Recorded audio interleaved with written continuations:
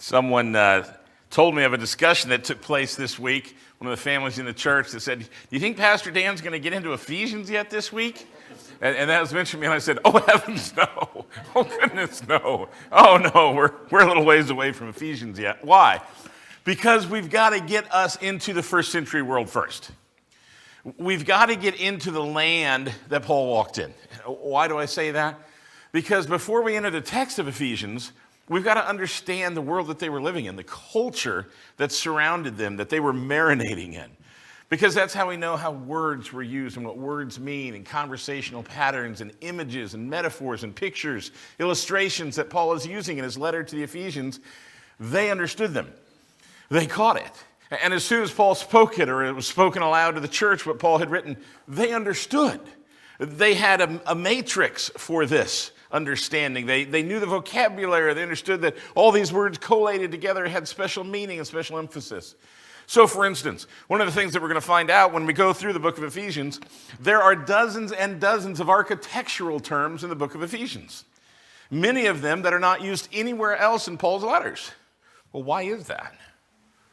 Why is there so much to do with architecture in a letter written to the Ephesians? So I thought, well, it's interesting. We know a lot about architecture, don't we? I mean, you look at this and you know where this is, don't you? How many of you know what this city is? Oh, but what if I added one more building to the picture? Now do you know where it is? Where are we? Sydney, Australia. Why? Because that building we know. So what if I showed you a picture of a coastline? Do we know where we're at? How many of you are positive you know where this is? What if I added a piece of architecture to it? Now we know where we are. Why? Because of something that was built, that was so significant, that was so grand and so awesome, we recognize it globally. There's a number of these things in our world today, aren't there? Everybody know where this is? Now, I don't want to test the geography aptitude of all of the people in our congregation, but, public schools. But anyway, we're like, oh, I think that's that Big Ben that was in Cars 2, right? So we're in London. So I just got a reaction from my own public school senior. Okay, I don't know what's going on there. But we recognize, because of the architecture, because of the impressive building or edifice that's there, don't even have to question it, right? We're like Eiffel Tower, Paris, Ratatouille. It just all goes together. We just know these things. What about here? I thought the red background was appropriate. Most of you could get within two cities, right? We're like, St. Petersburg or Moscow? It's one of those, but it's Moscow, and we've got St. Basil's right next to the Kremlin itself, and monasteries inside the Kremlin. We recognize these things because they've been around, or because they're monumental, because they're significant, one after another. Now, many of you could name the building here, the Taj Mahal. Where is it located? India? Could I get within 100 miles on a map? 500 miles? I looked it up this week. I knew it was in India. I didn't know exactly. You can do that during the week. Buildings that speak to us. Buildings that we recognize because of their magnificence, because of the marvel they are to look at, or because of the marvel they were to look at. If you're in Rome, you don't miss the Colosseum. It's 2,000 years old. It's falling down. It's collapsed. But it's significant. And the instant we see it, we know. And if someone were discussing the Colosseum and discussing gladiators, you would just have the scene. You would know that they're talking about Rome and the Roman Empire in the time because of the greatness of the building, or because it was not so great a building, right? Leaning Tower of Pisa. When Pam and I were in Italy, we just planned our train route so we could, and I guess thousands do, you stop in Pisa for an hour or two, you go take pictures of the building, you act like you're holding it up, you eat some pizza, then you get back on another train, you go where you were going. This is the world we live in. None of these were a shock or surprise to any of you. Cities are known by their buildings, by their monuments. It's a new monument maybe a city's going to be known by. Have you seen this in the news in the last week? There's a new statue in New York City. Dedicated, supposedly, not to Satan, though it might look so from the horns and things and Medusa arms, but dedicated to Ruth Bader Ginsburg, Supreme Court Justice who passed.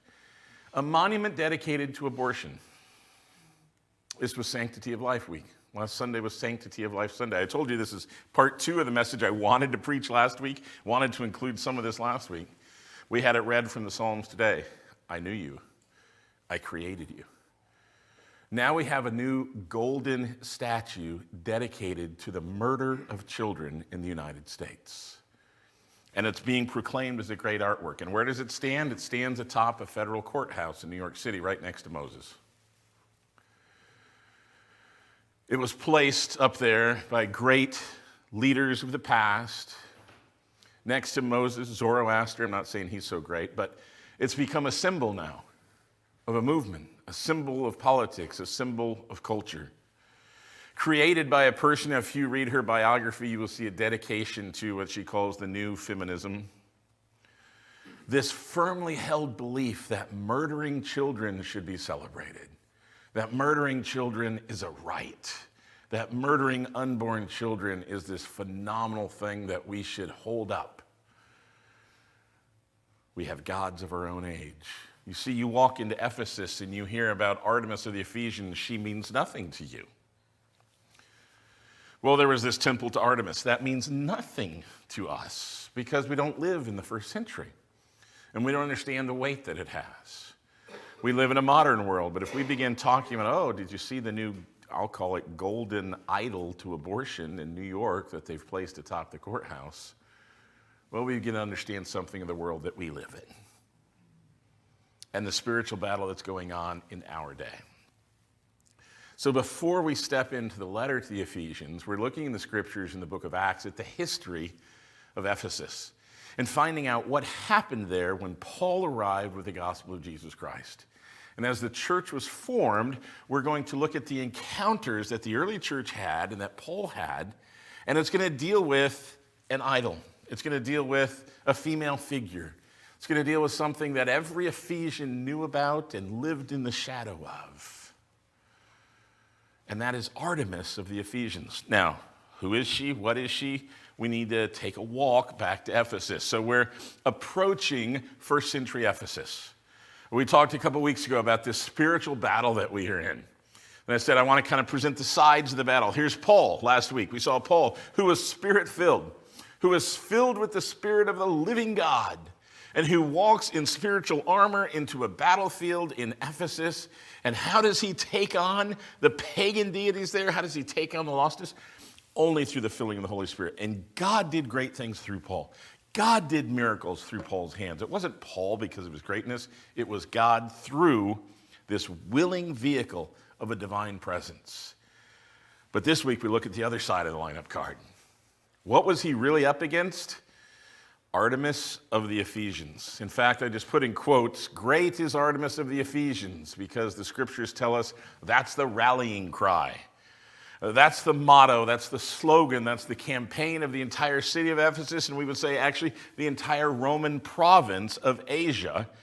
Ephesus is its capital. Ephesus is under the control of the Roman Senate. It's a senatorial province. It has been the capital of the province for many years. It had to fight with Pergamum and Smyrna. These 3 cities are in constant competition. So there's this first century world where the Ephesians are trying to be better than the other cities. They now have the capital, which means the proconsul of Rome itself is there in Ephesus. And there's politics, and there's culture, and there's social things that are surrounding this letter to the Ephesians that we need to be aware of. So we try to walk into and go, great is Artemis of the Ephesians. What did that mean? Who is this Artemis and what does it have to do with Ephesus? So we're going to do a little bit of an introduction. I say an introduction. This alone could take hours. The unfolding of the historical event. And I don't mean hysterical like, oh, it's so funny. Oh, my gosh. Oh. No. Hysterical in the true sense of the word, full of hysteria, histrionics. It's madness what happens in the city. It's not a riot, as some have said. You may have, in your notes, as you turn to Acts chapter 19, somebody may have put a subheading that said, the riot in Ephesus. And if you do a Google search and you want to look about Ephesus, you say, oh, the riot in Ephesus. It's not a riot. It's a hysterical event, but it's not just an uncontrolled, seething, mad riot. It's very, very focused and very intentional. So we're going to try to go back and say, what happened in Ephesus that was so monumental? And so we began to look at why this side is ready to rumble. And are we? Acts chapter 19.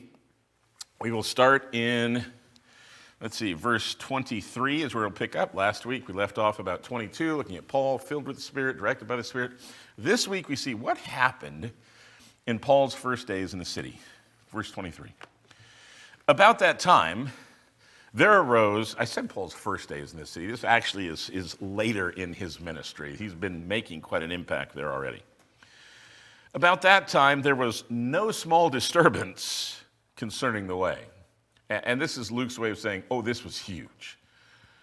For a certain man named Demetrius, a silversmith, made silver shrines of Artemis, and he was bringing no little business to the craftsmen. In other words, this is a big deal because the silversmiths and Artemis and her temple was a really big deal. And by saying no little business, meaning people were making a fortune off of Artemis and this temple and this pagan worship that we're going to learn about a bit more this morning.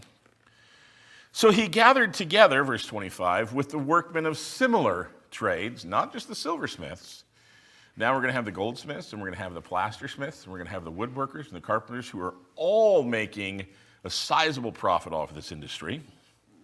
And he gathered them all together, many of the trades, and said, men, you know our prosperity depends on this business. We'll talk more about this business, fill in some details as we go.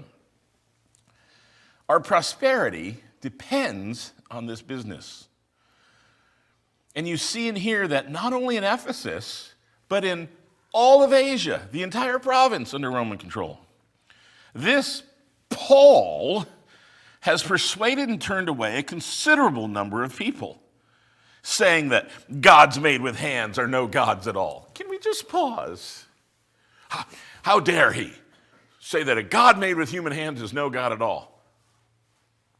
Well, you took it and carved it and then said it was a god. So if you made it, do you understand the culture, the belief? I mean, yes, I made this myself, but it's a god. What does the word God even mean now? But in this culture, in this day, there was this understanding that the god of the age, the goddess of Ephesus, was truly a god. Why? Well, because we make little statues of the god, and therefore there's a god. It's idiocy, what he's actually saying. But in his world and in his time, it was so normalized that, well, of course, you make figures, and therefore now you have gods to worship. It made sense to them. He's saying gods made with human hands are no gods at all. Verse 27. Not only is there danger that this trade of ours falls into disrepute, not only are we looking at economic difficulties, but also that the temple of the great goddess Artemis might be regarded as worthless. And that she whom all of Asia and the whole world worships, she might be dethroned from her magnificence. Now you got to understand, this man is speaking on behalf of the tradesmen and the craftsmen of the whole city. A large city, a capital city of a Roman province called Asia. A capital city where the proconsul carries out the will of the Roman Senate, where citizens here are treated as real Romans. And look what he says. He's like, we have the temple of Artemis here, and we worship her, but not just us, the entire province. In fact, there might be a little bit of him exaggerating here, but the whole world worships Artemis. Well, who is Artemis? She's their goddess. And there's a history of her we'll talk about. She's also known by her Latin name, her Roman name of Diana, the huntress god, the goddess of fertility and many other things. And she literally is worshipped throughout the world. And there are temples to Artemis throughout the ancient world. There are many temples of Artemis, but there's only one that has the distinction of being called the temple guardian of Artemis, the one true Artemis. Her statue, the one that fell from the heavens, is here. Her statue, the supernatural one, is here. And we have the temple of Artemis. There are dozens of them around the world where you can go and pay homage to Artemis and different ways. But we here in Ephesus are known not by the Eiffel Tower, not by the Colosseum, not by the Opera House, not by the White House, not by They were known for the temple of Artemis. And the whole world knew about their temple. It's literally one of the 7 wonders of the ancient world. You've heard that, the 7 wonders. This temple in Ephesians, in Ephesus, is one of those wonders. We're going to look at it here in a moment. So he says, this is outrageous. The whole world is collapsing. They'll stop coming to the temple. And what's going to happen? The great magnificence of Artemis is defeated. Oh, if we take on the greatness of the abortion industry, if we take on the greatness of the LGBT movement, there are people who are devoted to the magnificence of that cause. And they're ready to rumble. They're ready to fight. Verse 28. When they heard this, he's got them all gathered together. And when they heard this, they were filled with rage, hysteria. Not just, we should do something about this. Not just a little bit of, hey, we don't like this. They are filled with rage. And they begin crying out from their meeting place saying, great is Artemis of the Ephesians! Great is Artemis of the Ephesians! And the city was filled with their confusion. And they rushed with one accord into the theater, dragging along Gaius and Aristarchus, Paul's traveling companions from Macedonia. And when Paul wanted to go into the assembly, the Damas, the disciples would not let him go in. And some of the Asiarchs, the political leaders of the land who knew Paul, they were friends of his. They sent to him, repeatedly urged Paul not to venture into the theater. So then, some were shouting one thing and some were shouting another. The assembly was in confusion. The majority didn't know for what cause they'd come together. But why did they come together? Because someone was yelling, great is Artemis of the Ephesians! Great is Artemis of the Ephesians! And what is that? We're going to find out. That's not just some guy saying, I like this temple. This is an official proclamation. This is a citywide call to come together in the assembly in the huge theater that's there. Some were shouting one thing, some were shouting another. The assembly's in confusion. The majority didn't know why they'd come together, and some of the crowd concluded it must be Alexander. Since the Jews had put him forward, they kind of pushed him towards the front. He's up on the stage now. So motioning with his hand, he's about to speak, continuing to make a defense of the assembly, but then some recognize he's a Jew.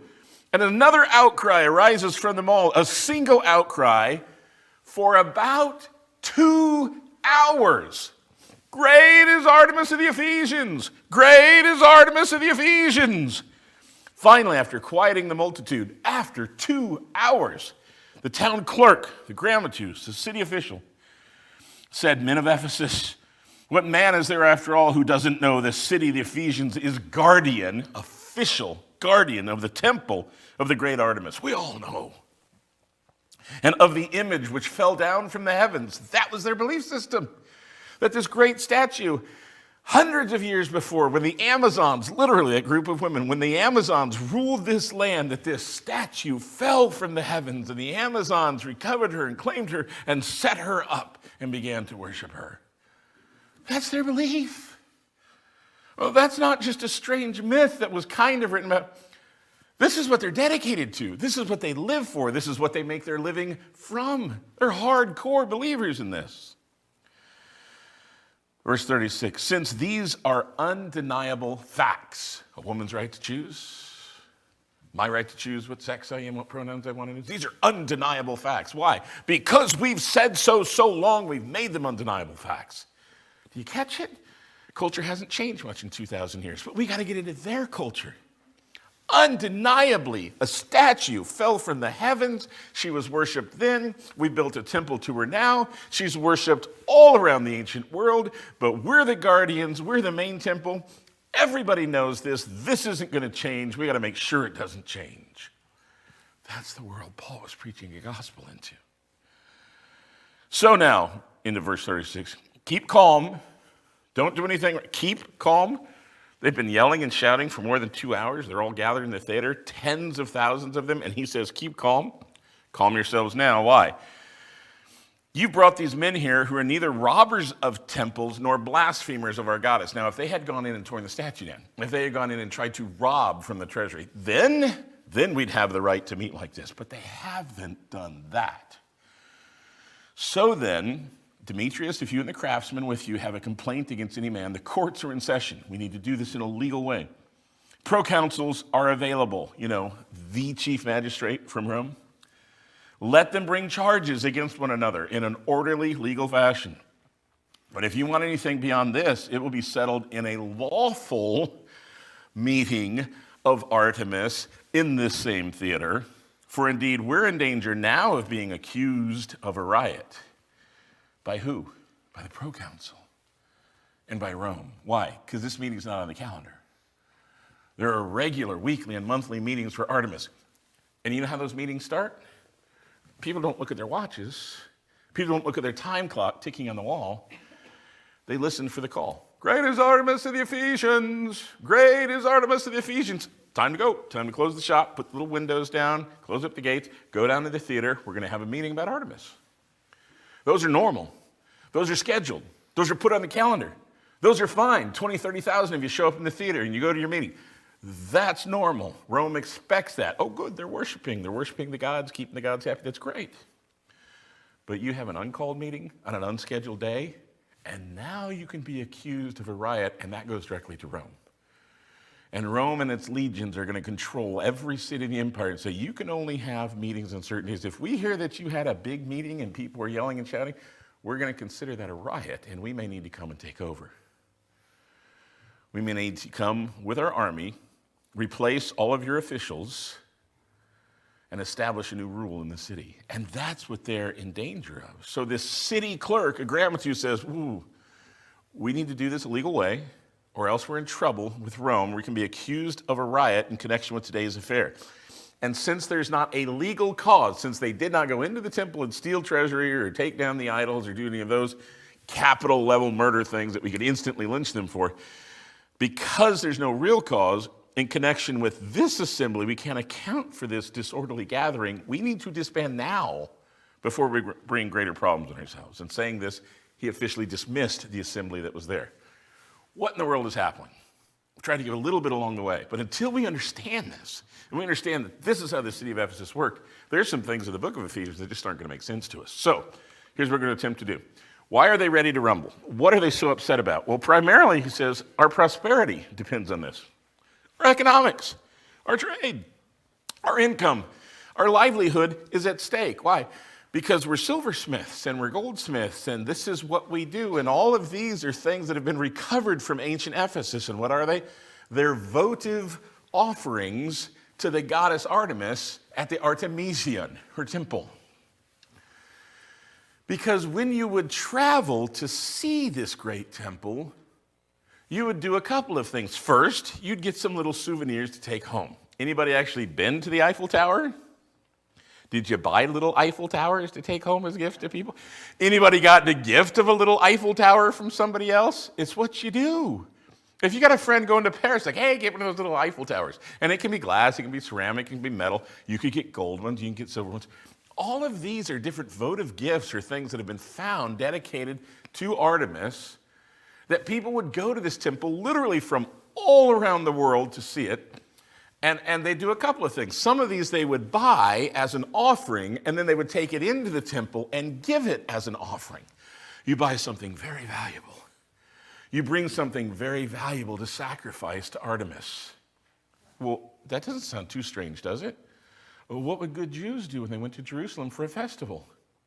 They would either bring their finest lamb, or they would bring money and they would buy a lamb. Or depending on the kind of offering, look all through Leviticus. They might need to buy a bull, they might need to buy a ram, they might need to buy a couple of doves, they might need to do a number of things. You would come to the temple and you would buy these things and then give them as a sacrifice, as a gift. So all around Ephesus, there's silversmiths and goldsmiths and woodworkers and carpenters and plaster makers, whatever they're called. And they would make these little statues or little gifts or little votives, and an owl or a bee. Those were some of the animals associated with Artemis and some of the things that we found. There's coinage with her on the back of it in her temple. These are just some of the gold and silver things that were found. Not a ton of gold or silver statues of Artemis were found because, see, there was this great trade that went on. You'd buy one, you'd sacrifice it, you'd give it as an offering to the temple, to the priest there, and then guess what happened to it? It'd get recycled back to the same silversmiths and goldsmiths and be sold again to the next person who would give it as a gift to the temple, and they'd take their cut and then they'd sell it back to the goldsmiths and the silversmiths.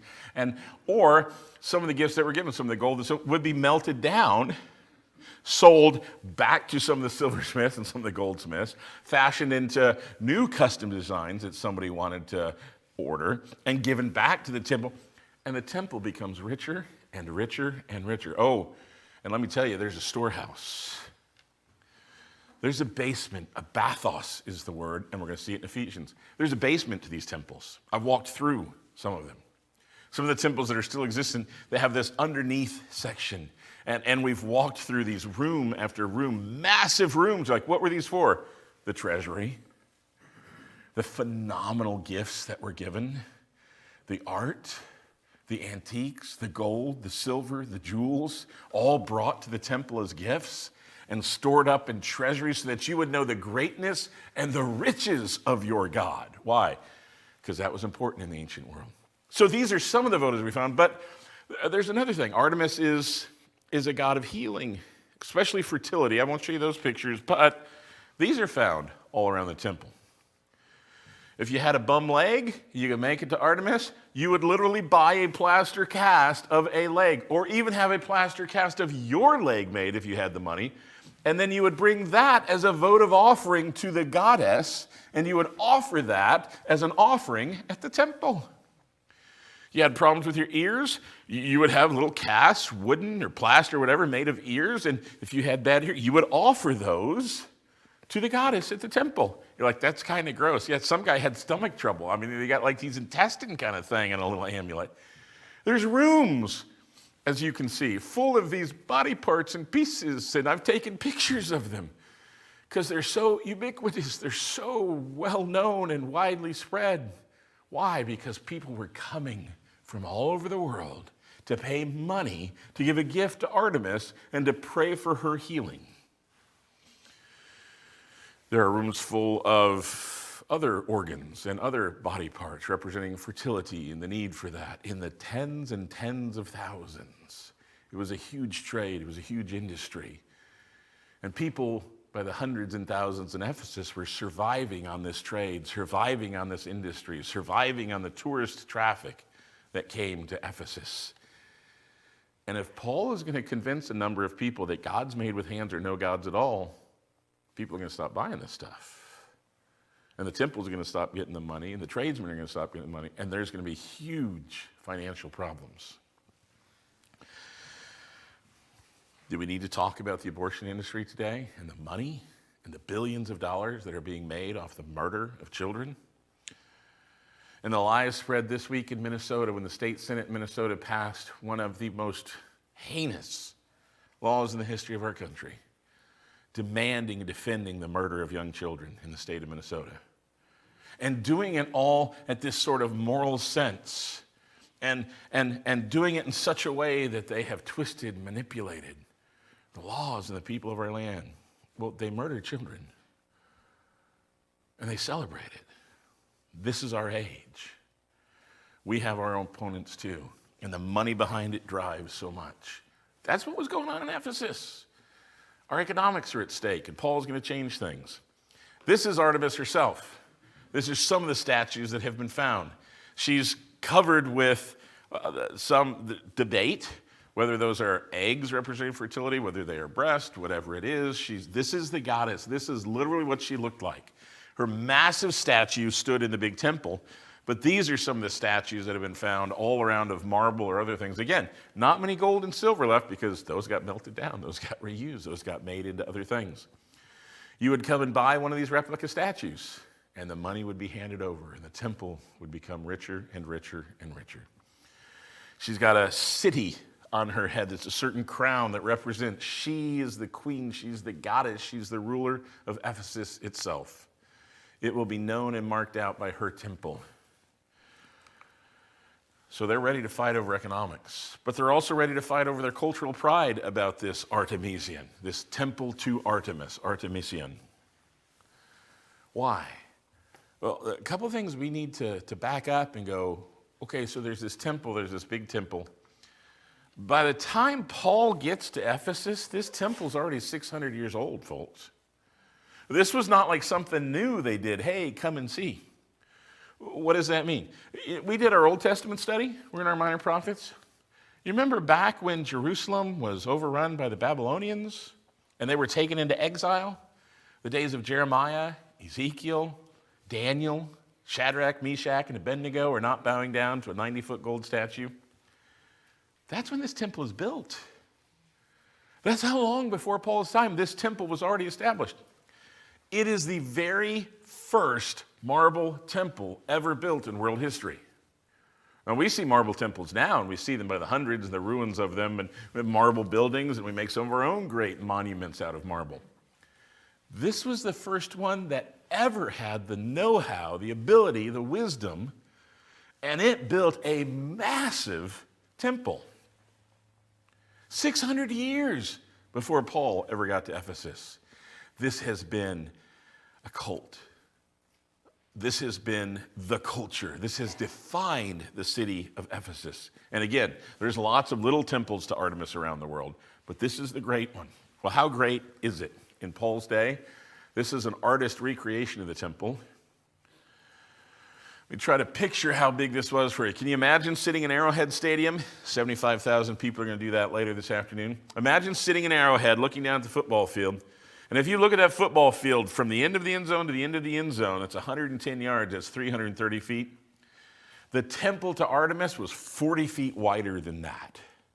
It would essentially take up the entire field of Arrowhead Stadium. The sidelines, the extra piece in the end zone, it would completely fill that entire area at Arrowhead. And the top of the temple is about 9 stories, 10 stories tall, over 90 feet. It's like, oh, Shadrach, Meshach, and Abednego, there was like this golden statue, 90 feet tall. Same time frame, this temple is built like 90 feet tall, more than a football field in length, and far greater than a football field in width, nearly 200 feet in width. These marble columns, over 225 of them. How do we know what it looked like? There's not much left today. I'll show you a picture of it. There's not much that remains. We have descriptions in some of the literature. We've also got all these coins from the ancient world. Numismatic study is kind of one of the fun things I like to get into. There's coins from ancient Artemis that show her temple. They represent the statue that was there. If you were to stand in the very front of this temple and look straight down between all the columns, you would see inside the temple, inside the inner sanctum area where you wouldn't be allowed to go, and you would see the statue there. There she is. That thing covered with all the stuff that we saw earlier. A massive statue of her standing in there that they truly believe dropped down from the heavens.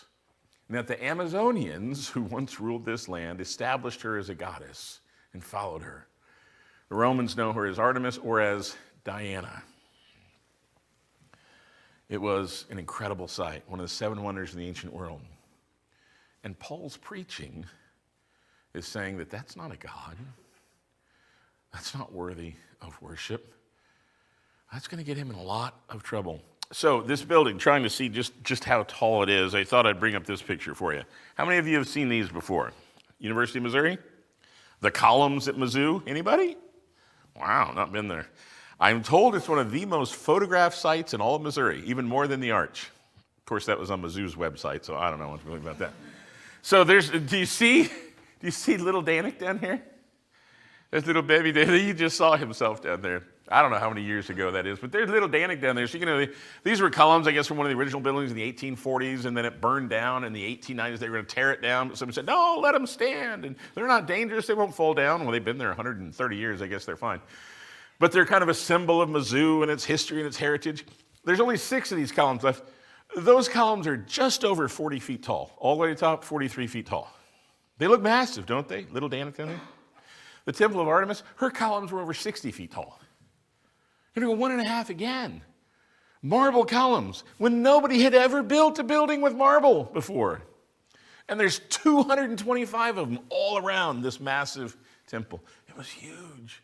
It was breathtaking. The world had truly never seen anything like this before. You imagine Solomon's temple, the greatness, it was built a couple hundred years before the Artemision. What was it built from? The cedars of Lebanon, right? It wasn't a marble temple in Jerusalem. It was mostly wood overlaid with precious things. It was impressive. But this temple captivated the world. And they're ready to defend it. So they've got their cultural pride, the history, 600 plus years of order. Oh, can I just go back and show you? There's so much packed into this. I just want to be a teacher. I want to forget the notes. I just want to be a teacher in a classroom thing for a while. If we look at the very top of the temple, you see there's statues up here. There's another Artemis up there. And then there's this top stone up there. You see the gold up there. You know what that is? That's the acrogonia, the cornerstone, the extreme stone, the head stone, the top stone of the pediment. You know what Paul's going to say in Ephesians? All things are being built up into Jesus Christ, the sum of all things in heaven and earth. They're all being summed up into him who is the what? The chief cornerstone. And we imagine that as some rock down on the side, some place down here. This isn't the cornerstone. That's the cornerstone. Everything points up there. Everything is going up to the goddess. Everything is going up to her and her deity and her greatness. So that as you enter, everything just looks up and your eyes are captivated upward. We still do that with cathedrals today. Big Catholic churches and Orthodox churches, we still go in and your eyes are just taken upward to that dome and to that great area. Artemis did that. This temple starts that whole looking up to that top stone, that top point, the greatness of the temple. And Paul's going to use building language of height and length and width and breadth and depth and treasury. And Paul's going to use this language all over the letter to the Ephesians. And they know it. And they understand it. And when he says all things are being summed up into Jesus Christ, who is the cornerstone. And we look down at the corner of the building, and they're looking up. They're looking up at the greatness of this temple, this living temple that we are in Jesus Christ. And they get it. And they understand the greatness of Jesus Christ. We miss it because we don't know the language. We don't know the culture. So we're trying to get back there. We're trying to catch some of this. All of these things, all throughout the letter. Number 3, their religious devotion. Oh, they're going to fight for their religious devotion, their strongly held beliefs. They believed in Artemis. They weren't just like hucksters making money off the side. They're passionate. Look at the hours. They believed in Artemis. Verse 35. The town clerk, the grammatus, he's a city official. He runs the demos, the public meeting of the people. He says, men of Ephesus, what man is there who doesn't know the city of the Ephesians is the guardian of the temple, the great Artemis, and of the image which fell down from heaven? We all know this. We all believe this. This literally is our God-given right to serve her because she's the goddess and she dropped down here. This is God-given. This is self-evident. This is what we live for. And they all believed it. They all bought into it. Now, it's a lie. And Paul is saying, gods made by human hands are no gods at all. Well, this one fell from the heavens. We didn't make it. We're just making all the little statues that were set along the side. And Paul is saying this is a lie. The whole thing that you believe, it's a lie. We had a reading from Ephesians 4 this morning. Dan read for us. Talked about how we're to put on the new self, we're to be different now. And Paul tells the Ephesians, who are Gentiles, who are not believing Jews, but he tells them, don't be like the Gentiles. Don't walk like the Gentiles that you were. Why? Because you're different now. Don't follow what you used to follow. Don't do what you used to do. Why? Because God has set you free from that. And in verse 27, let's see, where was he? Put on the new self. Therefore, verse 25, therefore, laying aside falsehood. It's not just falsehood. We should capitalize. Laying aside the lie. Paul says, you got to come out of the lie. That false world that you lived in, where you thought Artemis fell from the heavens, this is her temple, is her God-given right, because she's the goddess and she's given the right to worship her and to serve her. You got to come out of that lie. Can you imagine how universe-changing that is for someone to come out of the lie of Artemis and come out of the lie of that cult, that pagan deity, and come into life in Jesus Christ? Paul says you got to leave the lie behind. What is that? That's the battle that we're in. We're not against flesh and blood in this culture. We got a daughter who's off in Boston at the school, and she talked this week to us, and she had a FaceTime call. Talking about this encounter she had with this gal who's putting up pro-abortion signs all over campus. And the literature literally said this: abortion is safer than over-the-counter painkillers. And some of you are like, what? No, you got to understand. This is a 21-year-old college student who so firmly believes this, who is so ardent in her belief. She's putting stickers all over campus celebrating the right to abortion, the need to keep abortion safe and healthy, and abortion is safer than over-the-counter painkillers. Well, not for the child, it's not. You're advocating murdering children. She had an encounter with our daughter. She used really nasty language. She was really mean to her daughter, and our daughter was reminded, she's like, she used mean language. She was a mean person. She was rude. Well, they kill babies. Why question their rudeness, their foul language? They advocate the murder of children. What's beneath that? Not much. But she had this encounter, and we had this discussion and reminded, and she talked and realized, she's like, I got to pray for this girl. Why? Because she's not the enemy. We don't wrestle against flesh and blood, but powers and rulers and principalities and goddesses and pagan deities that have controlled people's mind. And our task is to be so filled with the Spirit of God, we speak the truth of the gospel and bring them out of what? The lie. The whole lie that has captivated them. And these Ephesian people were just living the lie. Capital T, capital L. And Paul says those who are believers have come out of the lie. And they were religiously devoted to their craft, to their trade, to their city, to their economy, to their culture, to their civics, to their history lessons, of religious devotion to all of this. They worshiped it. They adored it. In our culture today, there are lies. There's religious devotion to lies.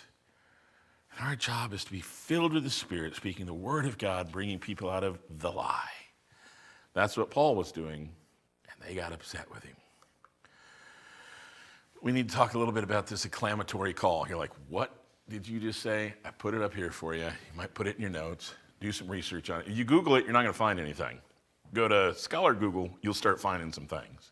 Do some real research, you go, oh, there's articles, there's books written about acclamatory calls and acclamations. What is that? Well, you give a claim to your god or your goddess, right? Acclaiming something, saying it's great, saying it's worthy, saying it's good. But then you have acclamatory calls, and it's a call to meet. It's a call to come together to worship. It's a call to come together to do something official related to this god or goddess or deity. And the acclamatory call of the Ephesians was, great is Artemis of the Ephesians.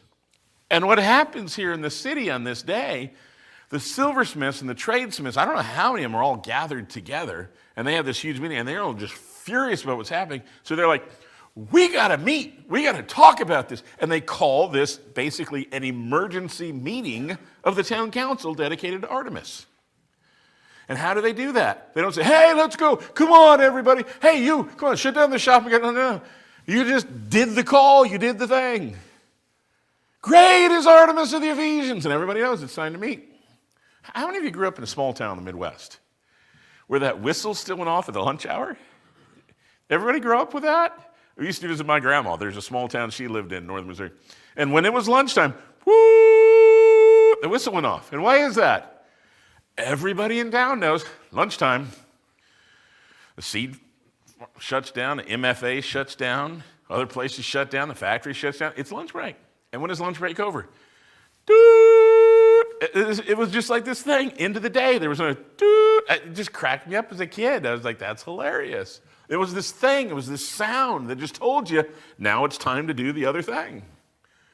In the ancient world, when it was time to meet, to talk about the deity, time to have this town council meeting, there was a certain phrase that went out, great is Artemis of the Ephesians. And that's what they're doing. They're calling an emergency session of an official town council, which is also why they get in trouble. Because after this 2 hours of shouting until the theater's just full of people, and they're all clamoring, why are we in such, it's not Thursday, what did you do? It's like there's a date on the calendar for the official meeting, we expected it then, we were going to kind of wait for the call then, and no one to get, what are we doing here today? There's an emergency. There's this thing going on. Artemis is falling ill repute. And they all start shouting and shouting and shouting until a town official says, who called this? We can't do this. We got a calendar. It's official. It's approved by the city council and the asiarchs. And they turned that into the programs. And if they found out we met in emergency session, Rome's going to come and ask, why? And if we say, we were really upset, Rome's going to say, not good enough. Now, if Rome comes and say, why did you have emergency session? We're like, someone stole from the temple. Rome goes, who did it? Have you killed him yet? If not, we will. Because you don't do that in ancient. That's what they're saying. They haven't robbed the temple. They haven't stolen from the treasury. They haven't blasphemed our goddess in a technical, legal way where they stood there and they blasphemed her at the priesthood. They didn't do that.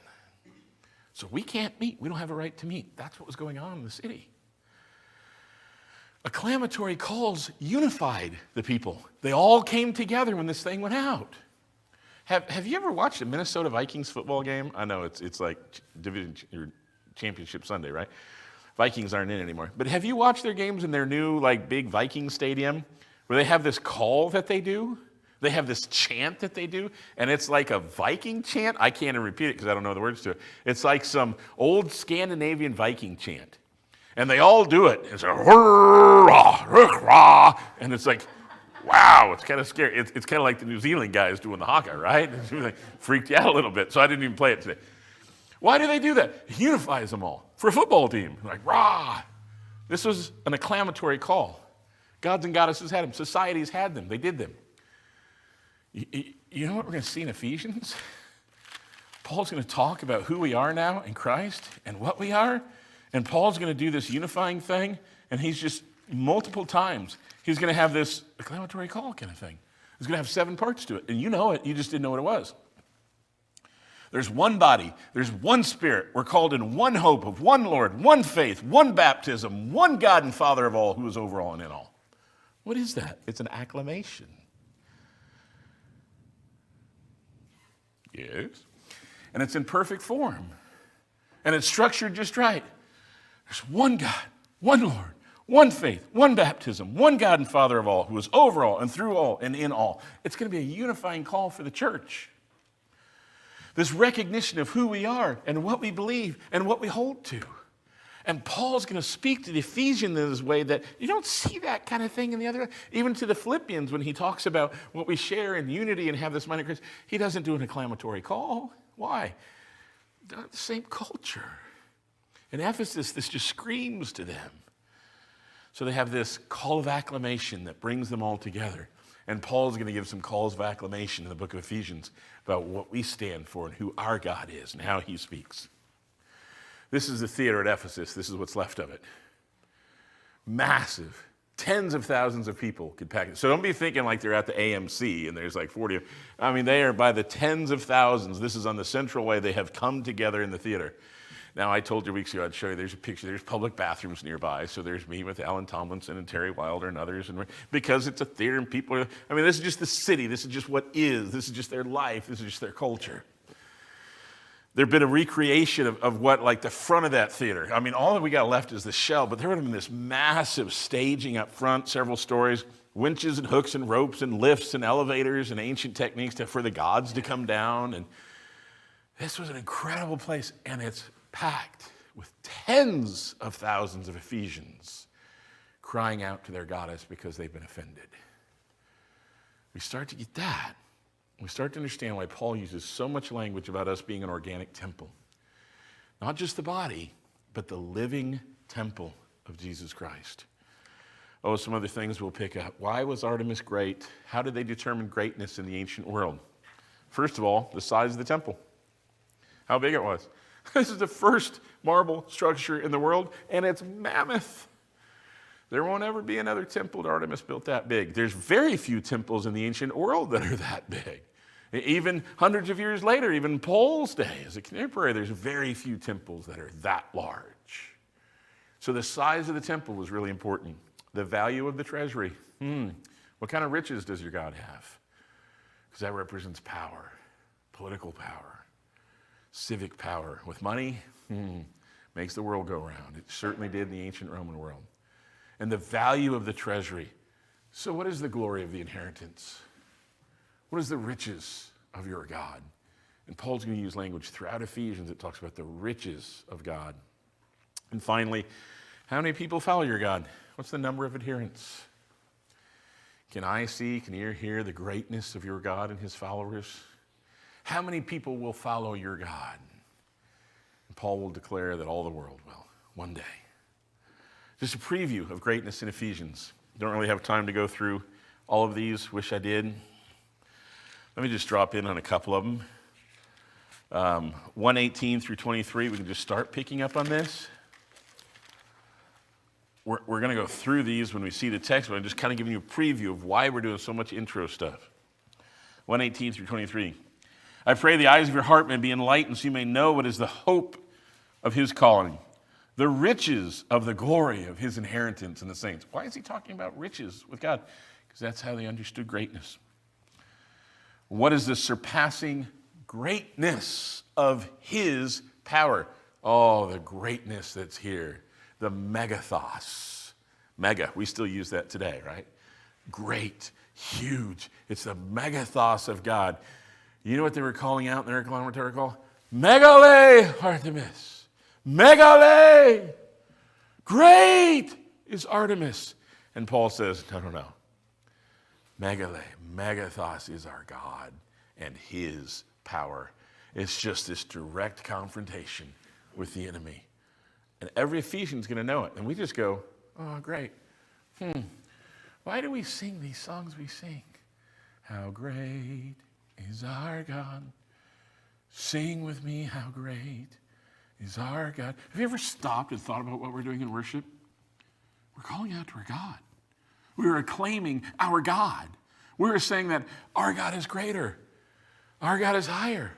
It is higher than any other. Our God is healer. Awesome in power is he, our God. Our God is greater. Our God. How great thou art. How great thou art. Then sings my soul, my Savior God, to thee. How great thou art. Oh, when Christ shall come with shouts of... You knew the word all along. When he shall come with shouts of acclamation, what is that? When we finally see him. Oh, what joy will fill my heart. Why? Because then he'll be present and the shout of acclamation of his greatness, of how great is his faithfulness. Morning by morning, what is he known for? His greatness. It just screams off the page to the Ephesian, who formerly said, how great is Artemis the Ephesian? Now says, how great is the surpassing greatness of our God. Everything is being summed up in him. Everything is being built up in him. Oh, the whole rest of this. Surpassing greatness of his power towards us who believe, in accordance with the work of the strength of his might, which he brought about in Christ when he raised him from the dead. You think you had a statue fall from the sky? We had a God raised from the dead. Beat that.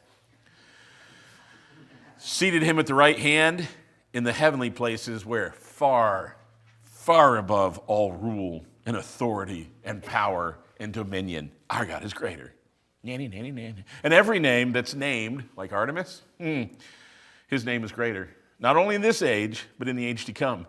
And he puts all things in subjection under his feet, even your temple and your goddess. And he gave him as head over what? Head over the church, which is his body, which is his temple, which is the fullness. And the temple of God is going to be greater than the temple of Artemis. When the fullness of God is recognized in the church, and when the church is unified, it's going to be greater than anything Artemis ever dreamed of.